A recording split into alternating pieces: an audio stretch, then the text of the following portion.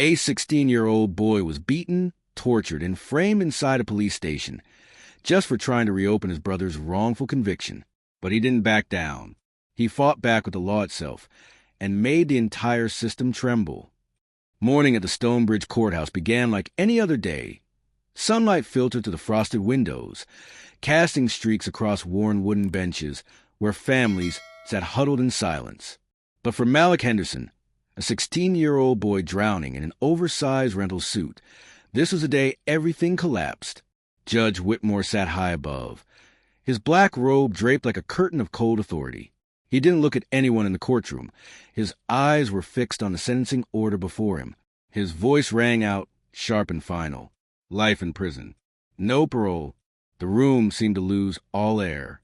Malik clenched his fists until his knuckles turned white, while his mother, Denise, crumpled beside him in sobs. His older brother, Andre Henderson, managed only a stunned, heartbroken glance before two officers pulled him away. Not a single juror, all of them white, looked up. Not one of them cared that the gun had no fingerprints on it. No one asked why the surveillance camera mysteriously lost signal at the exact time of the robbery. No one questioned why the defense attorney spoke for less than 3 minutes, his voice dull and forgettable. Malik didn't cry. He wouldn't allow himself to. He simply stared at Judge Whitmore, the man he'd heard about on the news just weeks ago, praised as a symbol of discipline and order. And in Malik's young eyes, something dangerous began to take shape, a seed of fire, smoldering quietly in the depths of his soul. There were no condolences after the trial. No one comforted the Henderson family. The attorneys brushed past them like they didn't exist. Malik left the courthouse with bloody palms, fists clenched so tightly his nails had cut through skin. Behind him echoed a quiet, mocking laugh, Judge Whitmore's. It was cold, sharp, and cruel. That sound would follow Malik for years to come. And from that moment forward, a war had begun, not on the streets, but inside the mind of a teenager with a photographic memory and a heart full of scars. Malik Henderson's tiny bedroom was swallowed in darkness, lit only by the dim glow of his battered laptop screen, reflecting off his tense face. The wall clock read 2:43 a.m. While most 16-year-olds in Stonebridge, Louisiana slept soundly, Malik sat hunched over piles of legal documents, eyes bloodshot from exhaustion yet burning with a fire that refused to die. He was reading for the 5th time the section titled Section 32, Post-Conviction Relief from the State Legal Code.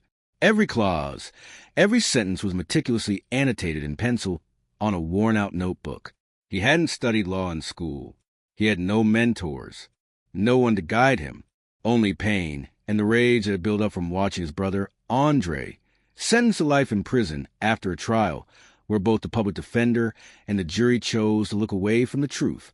He's not a criminal, Malik whispered, as if trying to convince himself. I'll prove it, even if I have to fight alone. He had copied the entire case file from the public defender's office by pretending it was a school project for history class. He knew how to watch quietly, a survival instinct of a black kid raised in a town where the law wasn't built for people like him. As dawn broke, Malik slung his tattered backpack over his shoulder, slipped the handwritten appeal into a manila envelope, and quietly stepped out of the worn-down wooden house he shared with his mother, Denise Henderson. On his way to the county courthouse, sweat dampened the palms of his hands. He had prepared for everything, except contempt of the woman behind the counter. Who are you? A student? This isn't the place for school projects, she scoffed, flipping through his papers with irritation. I'm the younger brother of Andre Henderson, and under Louisiana state law, Section 32, I have the right to file a post-conviction appeal on behalf of my family, Malik said, keeping his voice steady, though his hand trembled slightly. She squinted at him. Go ahead and try, kid, but don't expect anyone to read it. That afternoon, on his walk home, Malik was stopped by 2 police officers at the corner of Stonebridge Avenue.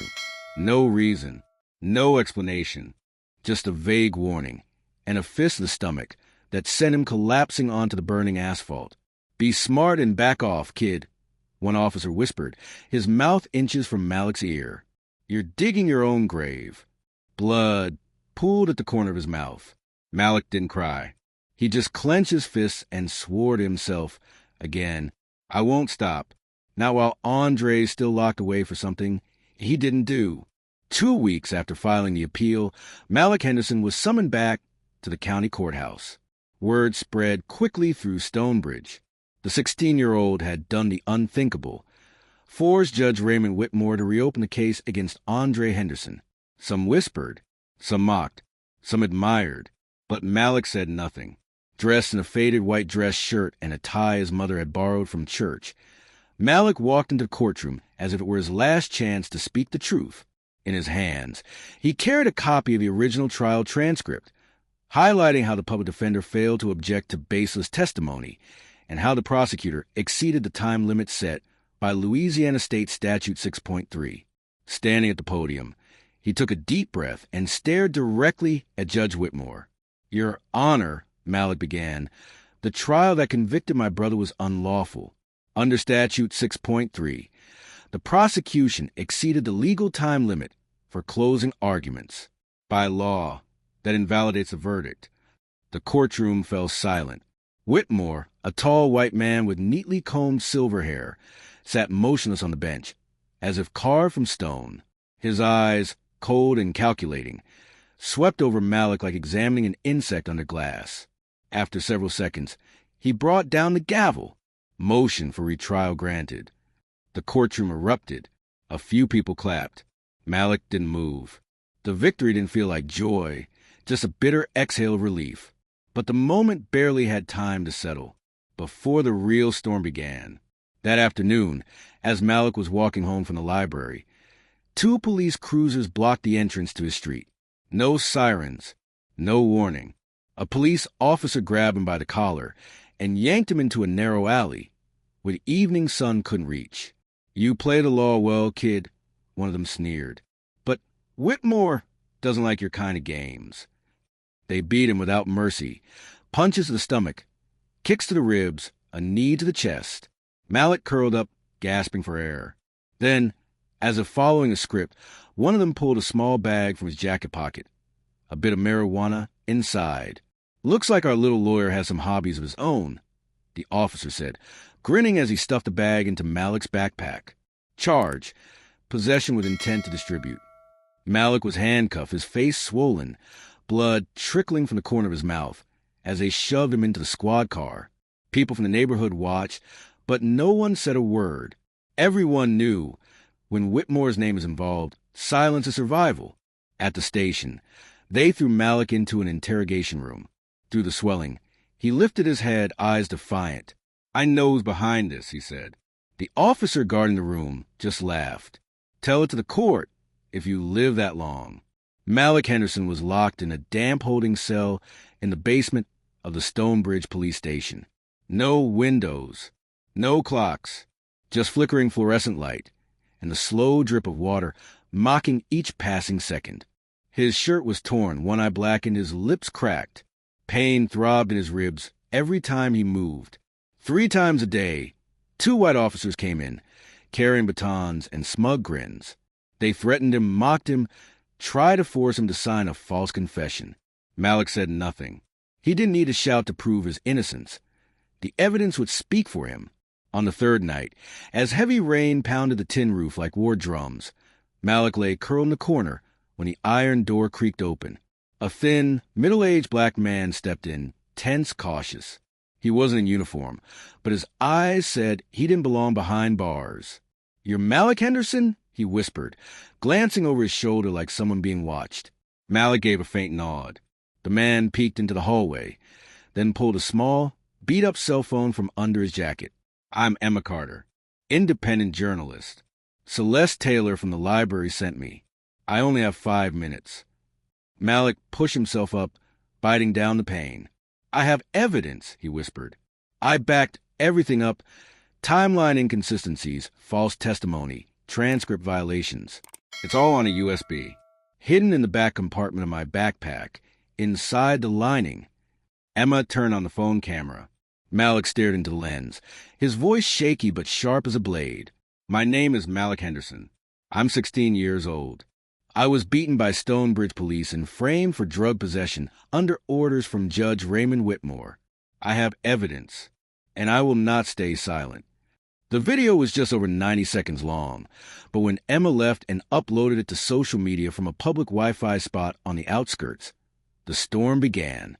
Within 12 hours, the video had gone viral across platforms. The hashtag Justice for Malik became a nationwide trend. The story of a 16-year-old black teen who self-studied law to prove his brother's innocence, only to be brutalized and framed by the system, sparked outrage across the state of Louisiana. Crowds began gathering outside the Stonebridge police station.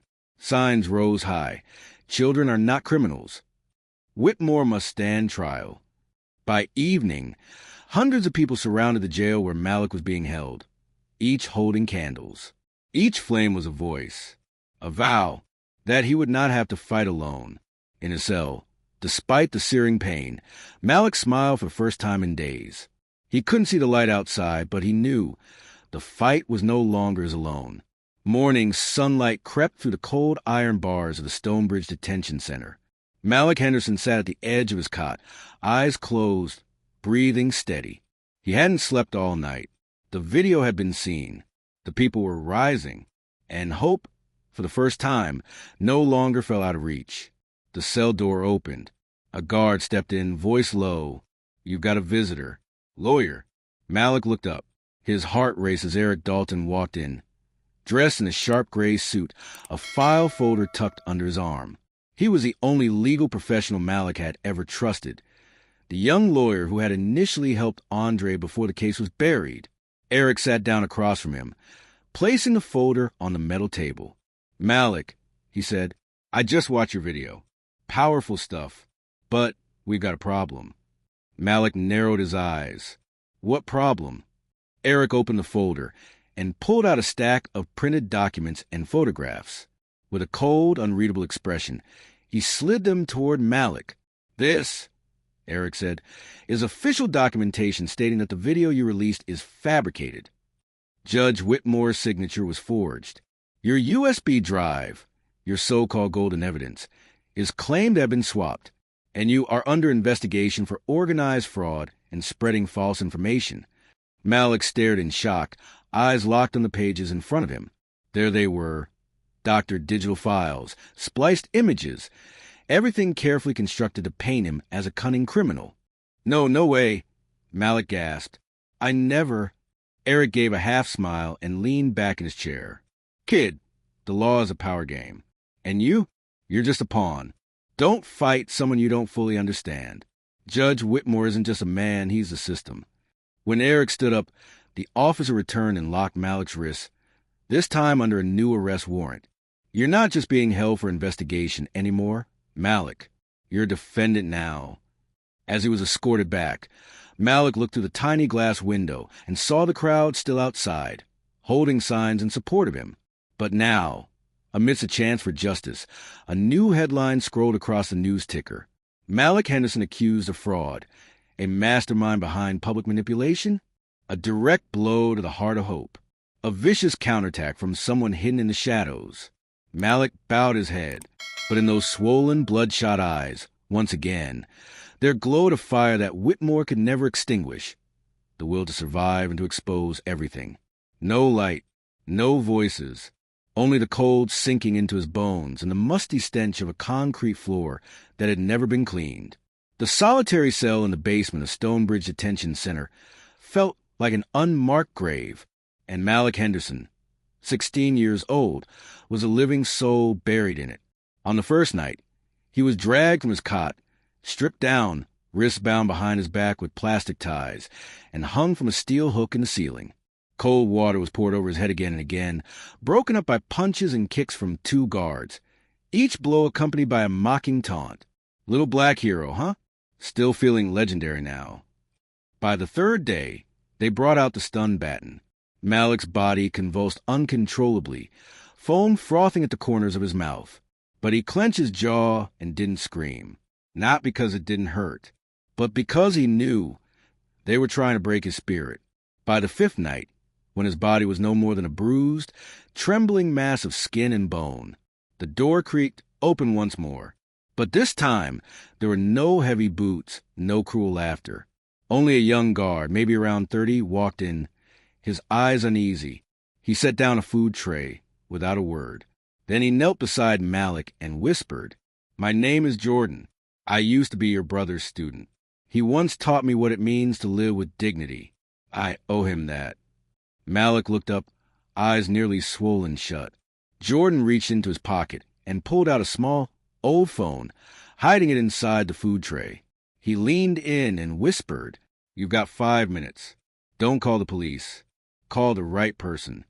Malik's hands trembled as he took the device. His blood-smeared fingers quickly typed in the number he had memorized long ago, the hotline for WJX, the local news station where journalist Kayla Reed had once spoken out on behalf of the wrongfully convicted. The phone rang. Once, twice, 3 times. "WJX, this is Kayla." "Who's calling?" Malik gasped for breath. "Kayla, it's Malik Henderson. They put me in solitary. They tortured me. Whitmore set everything up. I have evidence. I need you to bring this into the light." There was silence for a few seconds. Then Kayla's voice returned, calm, focused, firm. "I'm recording. Go ahead, Malik. Every word, every detail about the corrupt betrayal by lawyer Eric Dalton, the tampered evidence, the abuse inside the detention center." Malik recounted it all, his voice hoarse but sharp as a blade. As his time ran out, Jordan approached, but Kayla said one last thing. "I won't let them silence you again. I swear." The phone was hidden away. Jordan left without another word. Malik lay back in the darkness, battered, broken. But inside his chest, his heart beat louder than ever. He had fired an arrow straight at the wall of lies, and this time it was beginning to crack. The static hum of loudspeakers echoed across the city of Stonebridge the next morning. Not a government announcement, but leaked recording broadcast across every local radio station, from diners and barbershops to school buses. "I need you to make it disappear. You know what I mean, Eric. He's a 16-year-old kid, not a lawyer." That voice, deep, cold, smug, was unmistakable. It was Judge Raymond Whitmore. The night before, after Malik's desperate call, journalist Kayla Reed had sent the audio file to her young colleague, Emily Monroe, a hacker-turned-investigative reporter who specialized in organized crime. And Emily hadn't just leaked the recording. She had infiltrated the internal email servers of Stonebridge Courthouse and the public defender's office. Then she found it, a chain of emails titled Project Gavelock, listing the names of over 25 wrongfully convicted black teens, each tagged with incentive payments from private prison contractors. It wasn't just Whitmore. The network included 3 judges, 2 police chiefs, 1 district attorney, and over 8 lawyers, all exploiting procedural loopholes to funnel youth into prisons in exchange for cash bonuses, political clout, and re-election favors. Emily sat in a pitch-dark apartment, the only light coming from her laptop screen. She typed a single line into her tweet box. #Gavelock Files. This is how justice is bought. This is how Malik Henderson was crushed. Watch it. Listen. Then act. Attached. Audio recording plus internal email chain.pdf. The tweet detonated like a bomb. By midday, the town of Stonebridge was no longer quiet. Students at Stonebridge High took to the streets with signs reading "Justice for Malik" and "Prosecute Whitmore." Parent groups gathered outside the courthouse, demanding a full investigation. Major news outlets like the Stonebridge Voice and the Louisiana Informer began running live coverage, dissecting the contents of the leaked documents. But the real explosion came at 3 p.m., when Kayla received an anonymous file in her encrypted inbox, a video recording of a secret garage meeting between Judge Whitmore, Eric Dalton, and a representative from private prison contractor Allenshire Corrections. In the video, Dalton said, "That kid's smart. If I hadn't fabricated a fraud case, he would have brought this whole system down." And Whitmore, he chuckled, pulled a cigar from his coat pocket, and said, "Play the law against me? I write the damn law." Kayla didn't hesitate. She live-streamed the video simultaneously on Twitter Spaces, Facebook Live, and YouTube. In just 15 minutes, it hit over 1 million views, 50,000 shares, and #Whitmore Files surged to #1 trending nationwide. In solitary confinement, Malik, exhausted but alert, was uncuffed by Jordan, the young guard. Silently, Jordan placed an old radio on the floor in front of him. "Listen," he whispered. "The whole country is behind you now." Malik listened intently, but then paused, brows furrowing. "Allenshire Corrections, what exactly is that? Is this prison not actually run by the county?" Jordan leaned in, keeping his voice low. "Allenshire operates it under a contract. Legally, it's a county facility, but everything staff processes discipline is theirs." Malik's eyes narrowed. "So that means they can torture me without reporting to anyone." Jordan gave a grim nod, then slipped out quickly before anyone noticed. Alone once more, Malik sat in a swirl of shock and hope. For the first time, he realized he wasn't alone anymore. 1 hour after the leaked garage video flooded the internet, the Stonebridge Federal Detention Facility became the epicenter of national media and public outrage. But Judge Whitmore, the man who built his empire on fear, didn't flinch. His retaliation came not with words, not with legal filings. It came with blood. When Malik was released on temporary bond to aid a federal investigation, something in his gut screamed that something was wrong. He raced straight to Oakfield Correctional Facility, where his brother Andre was still being held. He called ahead. A guard told him, "Andre's fine. Once we confirm the paperwork, you can see him." But as he stepped into the cold gray corridor, something felt wrong. There were no clanking keys, no inmates calling out from behind bars. Only silence. A metallic stench hung in the air. And at the end of the hallway stood a white-faced officer, motionless. We're sorry." Malik didn't believe it. He shoved past the barrier, knocked over 2 guards, and sprinted toward Block D3. The iron door creaked open, and Malik froze. On the cold cement floor before him, Andre lay still, his prison uniform torn, his torso soaked in blood from stab wounds in his abdomen, chest, and neck. In Andre's lifeless hand was a crumpled, faded photo, the 2 of them as children, standing outside their old home, back when they still believed the world was fair. Malik dropped to his knees. His trembling hand touched his brother's face, as if trying to hold back the warmth. No, this can't be." His scream tore through the entire facility. A sound of raw pain and disbelief, the primal cry of a child robbed of his last remaining light. Outside, a young medic silently pulled out her phone and recorded the moment. A boy kneeling beside his brother's body, soaked in grief and blood. The image would go viral within hours. But in that moment, Malik knew nothing of it. All he knew was that his world had shattered. Again, when the forensics team arrived, their report was eerily sterile. Andre Henderson died from multiple stab wounds inflicted by an unidentified sharp object.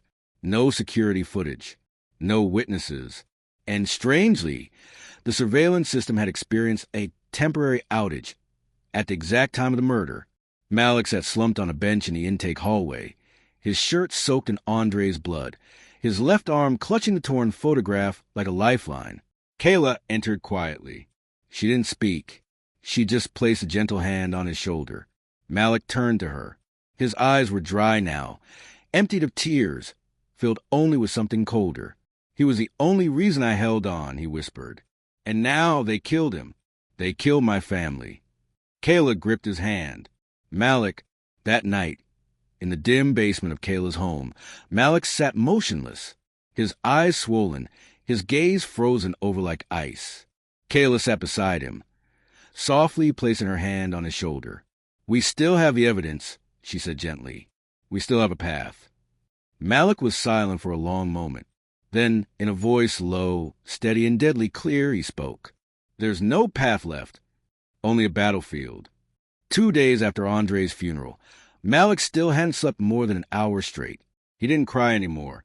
The grief had hardened into steel, into fire, into a plan.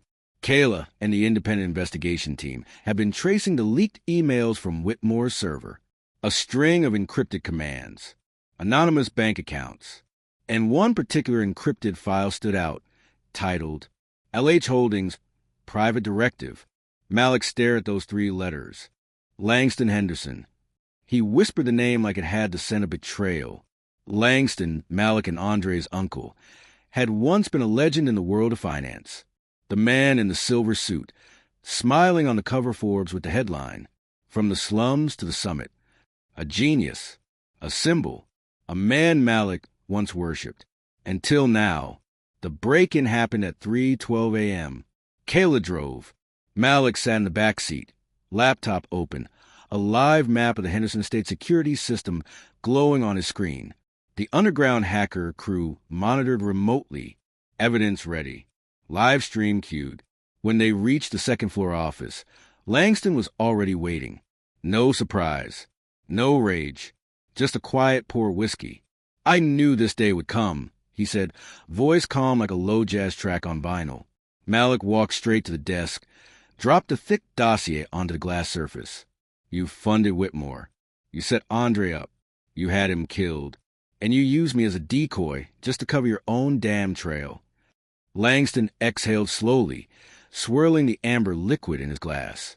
"Malik," he said, "you're smart, but you don't understand the game. In a system where power is bought with blood, family ties are background details." The words landed like a blade to the chest. Malik's fist clenched. He growled, "You're not my family. Andre was." Langston tilted his head, a smirk twitching at the corner of his lips. But it froze. A flicker of light from the corner of the room. Kayla, who had stood silent the whole time, hadn't moved her hand. The light on her phone blinked green. The screen read, "Live. Thousands watching." Langston's brow furrowed. "What is that?" Kayla raised her gaze, expression unreadable. "The world's listening, Uncle Langston. Sorry, you're live." In that moment, Langston froze, as if ice had replaced his veins.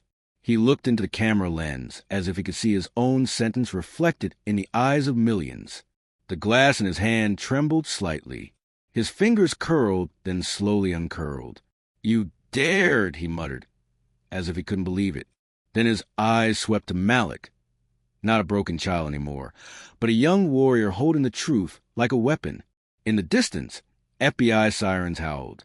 Headlights pierced through the front gates. The iron gates burst open, and shadows of federal agents poured in like crashing waves. Langston slowly placed his glass down on the desk. He stood, tall, unresisting, but his face was different now. No longer smug, no longer in control, just bitter. The face of a man who once held everything, and was now being devoured by the very system he built.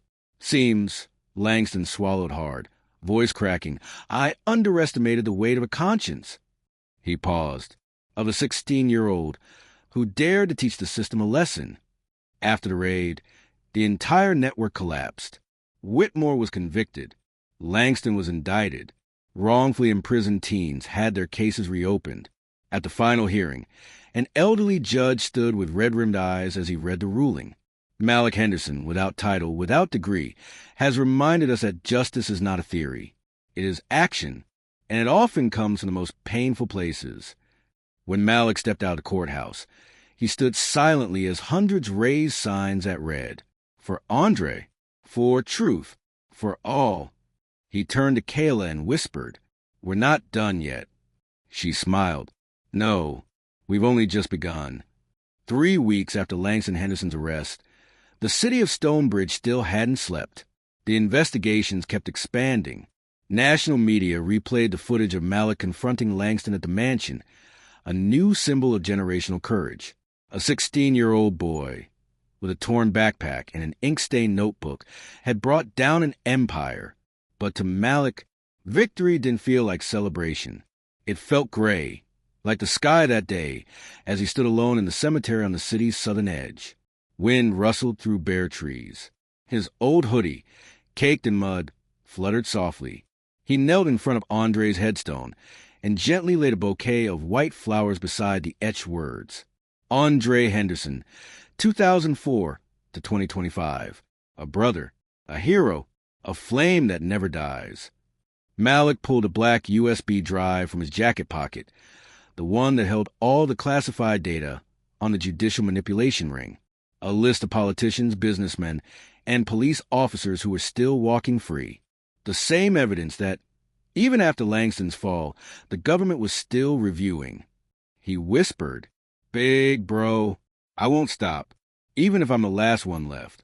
He left the cemetery, walking alone through the worn-down streets of Stonebridge. Every corner still bore the scars of protests. Faded posters that read, "Justice doesn't stay silent." But Malik was no longer the frail teen in a wrinkled school uniform. He was a keeper of secrets, the bearer of a promise. That night, in a small attic apartment on the city's east side, the same hideout Kayla once used, Malik sat alone in front of an aging laptop. He plugged in the USB. His eyes followed the screen as line after line of data unfurled. Files, receipts, wire transfers, leaked emails, a cancerous system. It had severed, but its roots still buried deep. Malik clicked upload. The files began to encrypt and dispatch, sent to independent journalists, human rights organizations, and international outlets. He didn't know who would stand with him, but it no longer mattered, because now the truth was no longer in one person's hands. It spread like fire, a fire passed on by Andre, by Kayla, by every child ever imprisoned for the color of their skin, their last name, or a system that was never built for them. On the black screen, only one line of text remained, typed slowly by Malik. Fighting injustice is never the end. It is a flame, passed hand to hand, until justice is no longer a privilege, but a default.